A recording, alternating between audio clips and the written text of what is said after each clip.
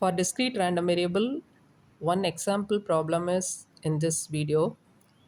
We go through the problem. A random variable x has the following probability distribution. The table contains x values in the first row -2, -1, 0, 1, 2, 3, and corresponding probability values in the second row 0.1, k, 0.2, 2k, 0.3, and 3k.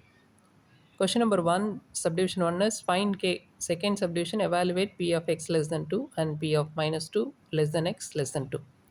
Third subdivision is evaluate p of x less than or equal to 0, p of 0 less than x less than or equal to 0, p of x greater than -1, and p of -1 less than or equal to x less than or equal to 1. Fourth subdivision, find the mean of x. And fifth subdivision, find the cumulative distribution function of x. All the five subdivisions are going to be solved now. First subdivision is to find k. The unknown is in this probability distribution and this is discrete case. So we are using the condition sigma pi equal to 1 and we can easily obtain the value of k. So adding all the probability values, that is 0.12 and the last end value equal to 1, equating will get the k value which is 1 by 15.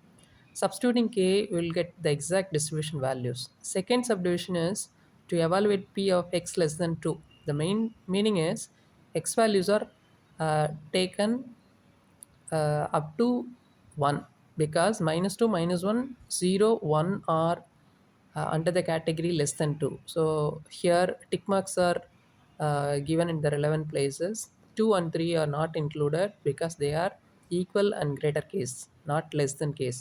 All the probability values are added and final answer is 1 by 2.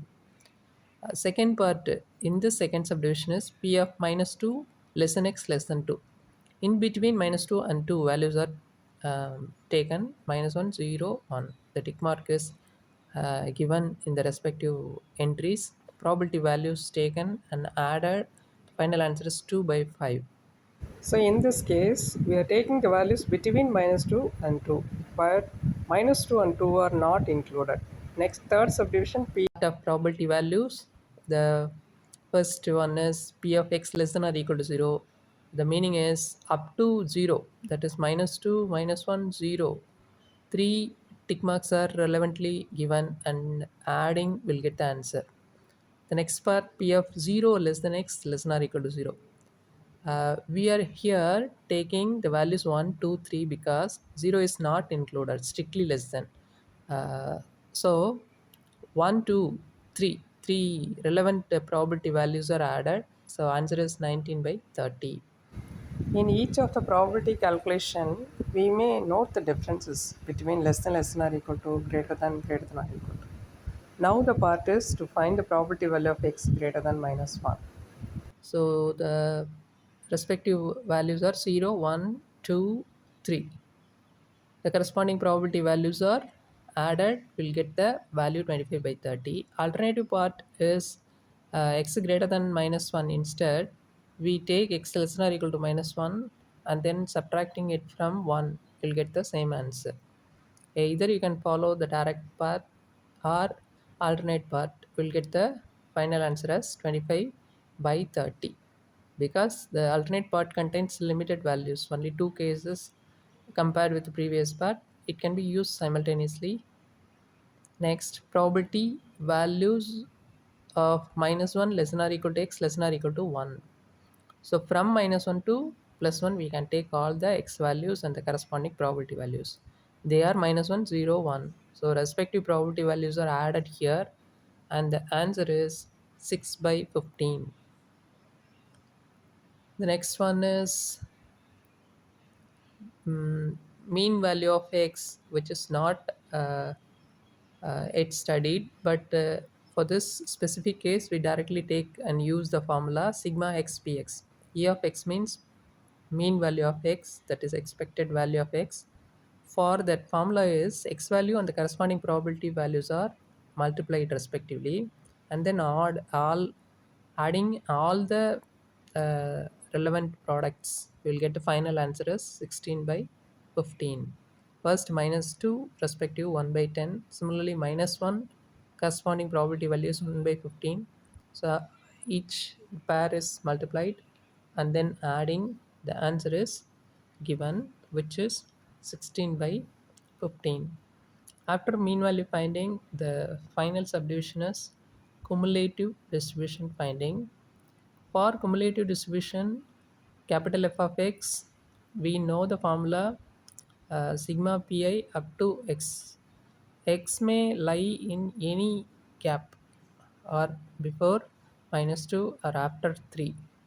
So f of x, suppose x less than -2, the probability value will be 0 and cumulative distribution value f of x is also 0.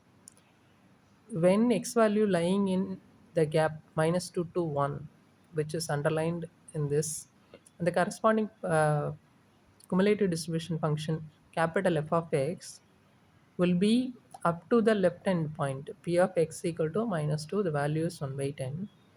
When x lying between -1 and 0, we take -2 case and -1 case, adding the values, so we'll get 1 by 6. So x lying in some interval means we just take up to the left hand. From the beginning up to the left hand, all the probability values will be added and the answer will be entered. Next part is 0 to 1. For this case, -2, -1 and 0. All the three probability values are added here and the answer is 11 by 30. Here for each case we are underline the title x lying in each of the cases because x may lie in any gap. So for each gap, capital F of x cumulative distribution value may vary. The varying f of x, that's why here classified under each category. When x lying between 1 and 2, we just take from -2 and up to the left end of this interval gap 1. So -2, -1, 0, 1. All the corresponding probability values are added and the answer is 1 by 2. And x value next category is suppose x lying in the interval 2 to 3. So from -2 up to 2, we are taking all the x cases. So x -2, x -1, x0, x1, x2. The respective probability values are added for entering capital F of x. The last case is 3 less than or equal to x. That means x greater than or equal to 3. For this, from left hand to right hand, 3 up to all the probability values will be added and the finally answer is 1. And the collection capital F of x cumulative distribution function values are here mentioned in the box. F of x equal to 0, 1 by 10 for each cases x lying in respective intervals. Finally, the cumulative distribution function f of x is given in the box.